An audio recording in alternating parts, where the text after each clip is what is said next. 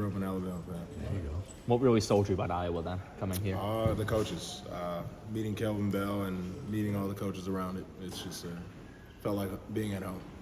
What's Coach Bell meant to you? He's a mentor. I mean, it's not just, you don't just learn football from him. You learn a whole lot of other things beyond that. And Jeremiah a couple weeks ago said Kelvin's just so honest, like right from the get-go, first recruiting visit, all that. Is that what you've experienced? Just 100%.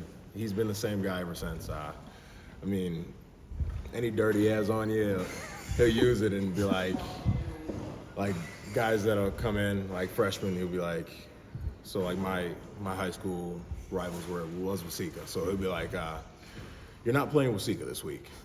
And you're like, well, damn, yeah, I mean, you're right. And he's just brutally honest, and that's what I love about him. Do you make friends, old teammates, anybody on Minnesota?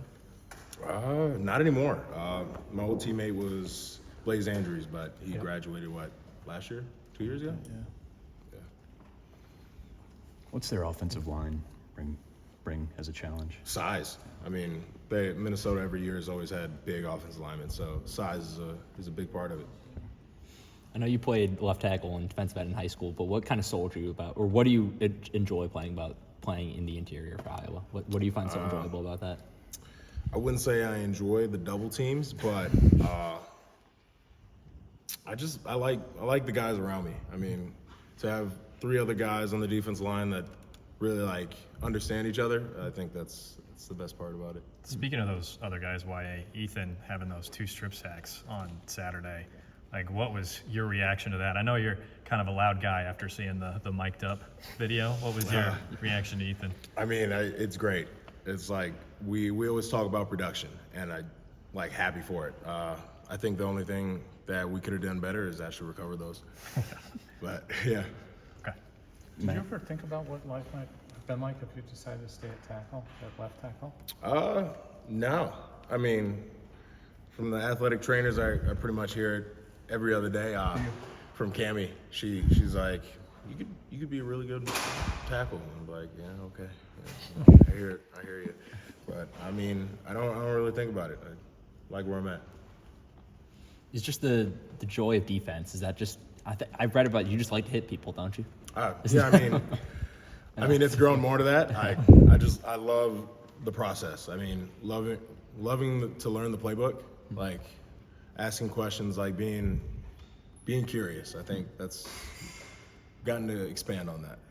Connecting back to something you said earlier, when you take so many double teams, and oftentimes you're not racking up the same stats as a linebacker or an edge rusher, how do you learn to love that process of affecting the game but kind of doing it in silence?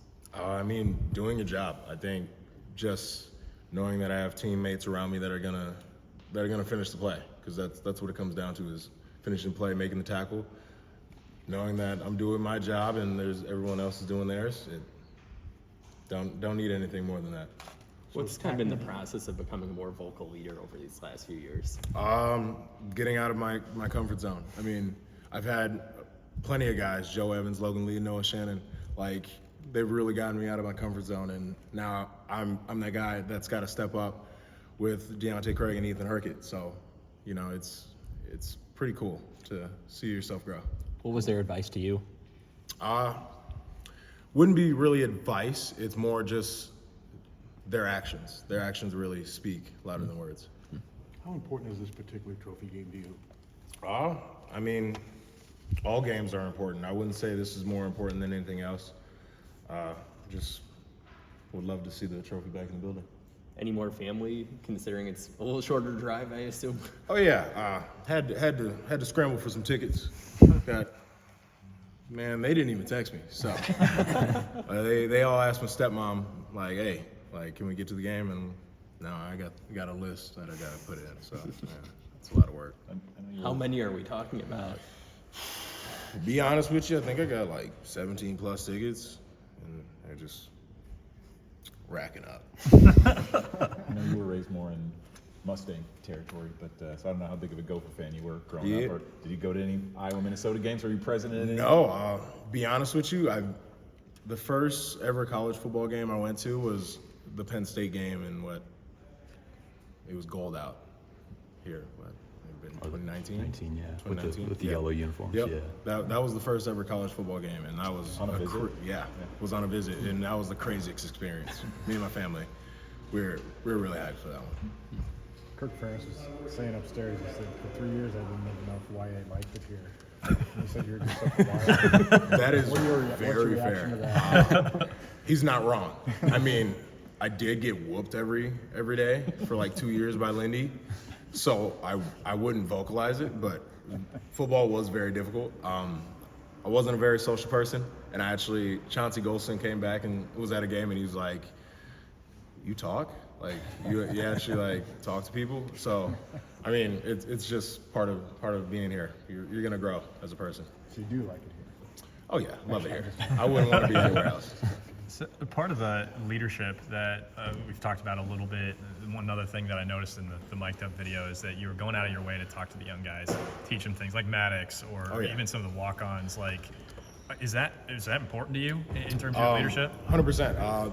After being here for a while, you learn that like it's great to help people. Like it's like leaving the jersey in a better place is like it's really important because these are the guys that are next, and I would love to see this program to continue. So to help the young guys and like give them words of advice, hopefully they can use it and give it to the next person. Going into the psychological aspect of that a little bit more, I mean, the fact that you were so quiet for a few years and kind of kept to yourself, have you seen that in other players that you've tried to maybe help bring out of their shells now? Oh, 100%. I mean, like to talk to everybody, to try to talk to everybody is a big part. And people, as a freshman, you just don't know. You really don't know like what it truly could be. Among those young guys that you're seeing now, grooming, et cetera, like, do you see anyone jump out that you see as that could be a potential monster to replace Jisoo All at of some them. I point? mean, I look at Chima Chineke. He has the longest arms ever. It's insane. And then there's Joe. Put a little weight on him. He can put some work in. Devin Kennedy, a.k.a. Unk. If anybody wants to put that out there, his name is Unk because he dresses like an uncle. He doesn't like it, but like he thinks it's funny. He kind of talks now like he has a shot. 40-year-old. He kind of I'm talks like a telling you. 40-year-old too. I'm telling yeah. you, he's got it. He's Okay. got a little unk in him. When But you say he dresses like an uncle, what do you mean exactly? I'm talking, he comes in a polo and some khakis to meetings, and we love it. We always acknowledge it. He's cool. But like all these guys, they really have their own, what is it, character, and so they can always it'll always show up. And that was good. Thank you. That was a mic drop on all.